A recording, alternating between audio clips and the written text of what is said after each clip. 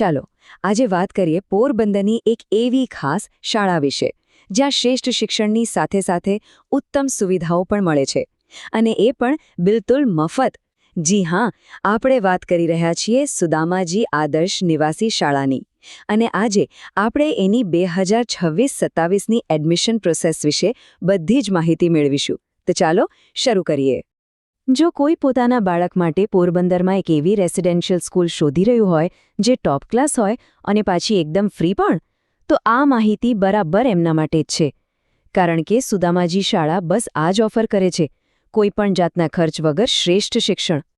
તો સવાલ એ થાય કે આ શાળામાં એવું તે શું છે જે તેને બીજી શાળાઓથી અલગ પાડે છે? શું કામે આટલી વિશેષ છે?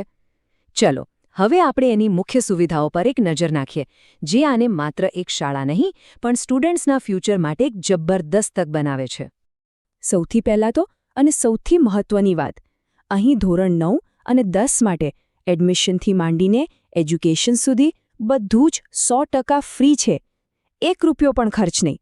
અને ક્વોલિટીની વાત કરીએ તો શાળાનું ધોરણ 10નું રિઝલ્ટ જુઓ, પૂરેપૂરું 100%. એટલે પરિવાર પર કોઈ જ આર્થિક બોજ નહીં, માત્ર બાળકના ઉજ્જવળ ભવિષ્ય પર ફોકસ. અને હા, અહીં ભણતર પણ એકદમ આધુનિક છે. એવું નથી કે ફ્રી છે એટલે જૂની પદ્ધતિઓથી ભણાવે. ના, અહીં સ્ટુડન્ટ્સ સ્માર્ટ ક્લાસમાં ભણે છે. અને એટલું જ નહીં, એમને જરૂરી બુક્સ હોય કે સ્ટેશનરી બધું જ સ્કૂલ તરફથી જ મળી જાય છે. હવે આ નિવાસી શાળા છે તો અહીં રહેવા જમવાની વ્યવસ્થા કેવી છે? એકદમ ઉત્તમ. સ્ટુડન્ટ્સને રહેવા માટે મફત હોસ્ટેલ, પૌષ્ટિક ભોજન અને વર્ષમાં 2 જોડી યુનિફોર્મ પણ મળે છે. સેફટીની વાત કરીએ તો આખું કેમ્પસ સીસીટીવી કેમેરાથી સજ્જ છે અને ફિઝિકલ એક્ટિવિટી માટે મોટું રમતગમતનું મેદાન પણ છે. મતલબ કે આ એક કમ્પ્લીટ પેકેજ છે. વાલીઓએ બસ નિશ્ચિંત થઈ જવાનું. તો આ બધી સુવિધાઓ જાણ્યા પછી હવે સવાલ એ છે કે આ તકનો લાભ લેવા માટે કરવું શું? તો ચાલો હવે પ્રેક્ટિકલ વાત પર આવીએ. અરજી કરવા માટે કયા કયા ડોક્યુમેન્ટ્સ જોઈશે એની લિસ્ટ પર એક નજર કરી લઈએ, જેથી બધી તૈયારી પહેલાંથી જ કરી શકાય. જુઓ, એપ્લિકેશન પ્રોસેસ સ્મૂધ રહે એ માટે આટલા ડોક્યુમેન્ટ્સ તૈયાર રાખવા પડશે. એક તો ઓળખ અને રહેઠાણનો પુરાવો, એટલે કે આધાર કાર્ડ કે રાશન કાર્ડ, પછી જૂની સ્કૂલનું લિવિંગ સર્ટિફિકેટ અને માર્કશીટ, સાથે કાસ્ટ અને ઇન્કમ સર્ટિફિકેટ, અને હા, સ્ટુડન્ટનો લેટેસ્ટ પાસપોર્ટ સાઇઝનો ફોટો. આ બધું જ રેડી હશે ને તો એપ્લિકેશન કરવામાં જરાય વાર નહીં લાગે.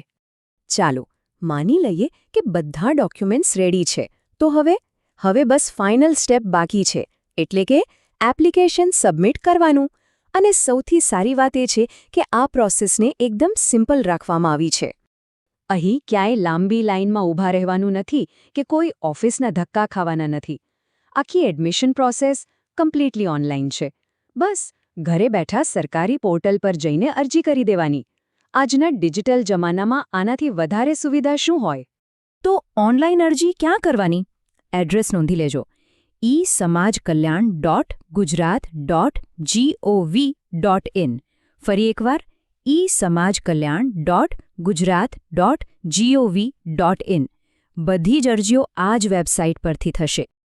હવે કદાચ એવું બને કે ફોર્મ ભરતી વખતે કોઈ કન્ફ્યુઝન થાય અથવા કોઈ સવાલ મનમાં આવે, તો ચિંતા કરવાની કોઈ જ જરૂર નથી. કારણ કે મદદ માટે કોનો સંપર્ક કરવો એની માહિતી પણ આપેલી છે. કોઈપણ જાતની મૂંઝવણ હોય તો સીધો સ્કૂલનો જ કોન્ટેક્ટ કરી શકાય છે.